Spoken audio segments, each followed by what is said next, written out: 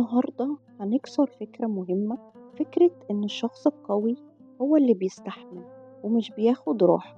إن الشخص المثالي هو اللي فاضي طول الوقت للعيلة، وإن الشخص الناجح هو اللي بيفضل شغال 24 ساعة. لأن كل الأفكار دي غلط وخطيرة. عاوزاك تعيد تعريف الراحة. الراحة مش قاعدة من غير شغل بس. الراحة أنواع.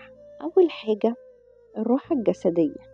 تاني حاجة الراحة العقلية، إنك توقف التفكير الزيادة.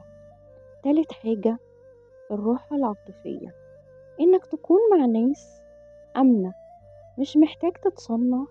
رابع حاجة الراحة الحسية، الهدوء، التقليل من المؤثرات. الشخص اللي بيشتغل طول اليوم فبيقعد قدام التلفزيون ساعتين عشان يرتاح، لكن ده مش راحة حقيقية، ده هروب.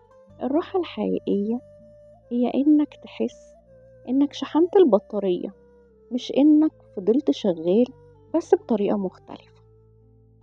دلوقتي هنعمل تمرين سريع. محتاجين نرسم في دماغنا أو على ورقة 4 دوائر. الدايرة الأولى هي أنا، والدايرة التانية هي الأسرة والعلاقات، والدايرة التالتة العمل والمسؤوليات، والدايرة الرابعة التطوير والراحة. ودلوقتي اسأل نفسك، ايه أقل دايرة بتهتم بيها وليه؟ أغلب الناس دايرة أنا بتكون أصغر حاجة ومهملة، وأول حاجة بنحذفها.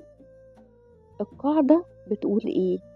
لو دايرة أنا مش موجودة باقي الدوائر هتقع مني، لأنك ببساطة مش هتقدر تدي من خزان فاضي.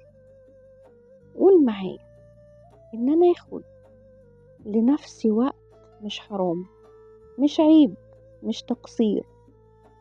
آخد لنفسي وقت حق من حقوقي عشان أقدر أكون أحسن حد في كل دور بقوم بيه في حياتي.